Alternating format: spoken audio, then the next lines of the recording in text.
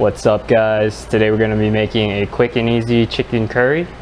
So this is going to be a more classic Indian style chicken curry. It's a little bit more on the mild side because I don't add a ton of chili spices in my curry mix. So this is great for kids or anybody that can't really eat something that's too spicy. You know, you go to the Indian restaurant and a lot of the curries are just so spicy and overwhelming. So this is good for someone that just wants something simple and quick and easy to make. So what makes this so quick is it's just basically I have a ton of the prep work already in this curry mix.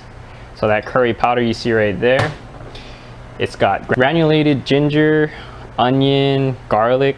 See, normally in Indian cuisine for their curries is they use a ginger garlic paste. So that's basically just some ginger and garlic that's blended up into a paste, and then they have onions that they dice up real nice and fine, and they cook it down in a pan until it's really brown, soft, and caramelized. That takes a lot of time to do, but it does make a very tasty curry. This is the quick and easy one, so we just use the granulated stuff, so everything just cooks super fast. So I just added in some oil into my pan, and I'm letting it go at a really low heat. So I'm gonna bring the heat up a little bit. What I want to do first is just toast off my curry powder. So for this much chicken, maybe that much curry powder, I'd say that's about 2 teaspoons, or a little over a teaspoon and a half. So I'm just gonna let that fry up on a low heat. You don't want to cook this at a high heat because you will burn the spices and then you have to start all over. So just let that go for a little bit. I just put in a very small amount of oil just to kind of coat the bottom of the pan.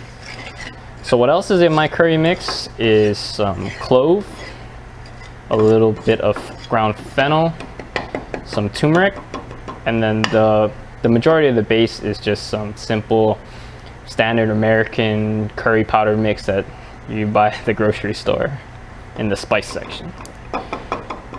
If you want something spicy, I recommend you try out some Madras curry mix, but this is for the more milder palates, people that can't really handle something that's too spicy. I mean, I love spicy foods, but a lot of people don't. So spices are pretty close. I would stop here. Don't want to go any further because I don't want to burn it. So I'm going to add in the chicken. This is just cubed, boneless, skinless chicken thighs. There we go. So I'm just adding it all in. And what I'm going to do right now is add in a bit of water, just so nothing burns. I'm going to turn the heat all the way up. I'm just try to scrape the sides down so nothing sticks. So the secret to cooking curry and not burning the spices or burning anything is to keep adding in water. So always have a bit of water right on hand. So if anything the pan starts to get too dry and the spices start to get really fragrant, throw in a little bit of water to stop it from burning. So I'm just gonna let that go, and I'm gonna add in some tomato sauce. This is just regular canned tomato sauce. So for this amount of chicken, I'm gonna need maybe 4 or 5 spoonfuls of tomato sauce. Tomato sauce is what actually thickens the curry. So unlike a Japanese style curry, there's no flour roux involved for thickening, no cornstarch, anything like that. It's just thickened by tomato. Tomato has a lot of pectin that will thicken up your curry. So I actually add salt into my curry powder mix. That way it's a lot easier. I don't have to salt it later on. But obviously when the curry is almost done, you want to eat a piece of chicken just to see if it has enough salt. You can add more salt at the end.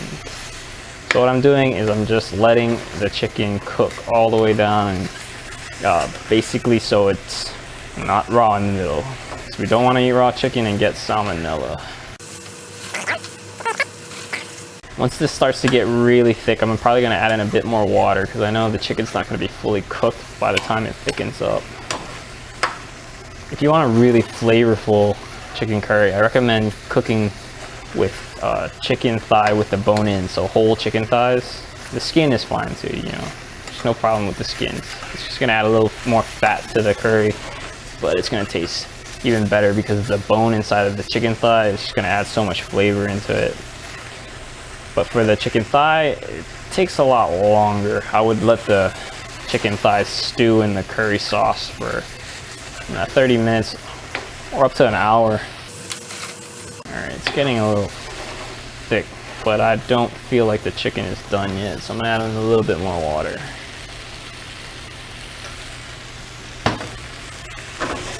And keep scraping in the sides so we don't lose too much of the flavor onto the side of the pan. So I'm probably gonna just smash one of these pieces of chicken in half just to check if it's fully cooked or not in a second, when our sauce is a little bit more thick. And if you want more exact measurements on everything that I put inside of my curry powder mix, just let me know and I can leave it in the description. So it's getting pretty close. My sauce is getting pretty thick now. Can go a little bit thicker. So let me cut one of these bigger pieces. So if you take a look inside, it looks like it's fully cooked. I don't see any pink in there, so I'd say we're good to go. My sauce is also getting really thick now. See, that sauce is pretty thick.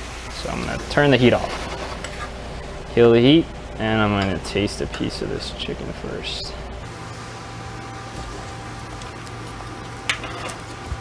Yep, and it's good. It has enough salt. I already put a lot of salt inside of the curry powder mix at the start. So what I'm gonna do now, I'm gonna start to add a little bit of cream in,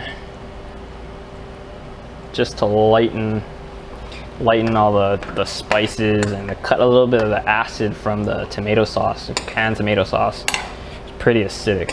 So the cream is just gonna cut some of that and make it a little bit more palatable. Alright, it's starting to get that nice golden color. So this is good to go. Alright, I'm just gonna scoop it into my bowl. So chicken curry stuff goes great with rice, roti, or whatever kind of bread. Honestly, it goes good with anything, so. Alright, and to finish it off, get a little bit of cilantro or coriander right on top. I love cilantro, so I put a lot. You don't have to put as much as me. And then cream. You could use coconut milk or just regular whole milk. You don't have to use cream. Just a little bit for some color contrast. And there you go. Super simple, quick chicken curry.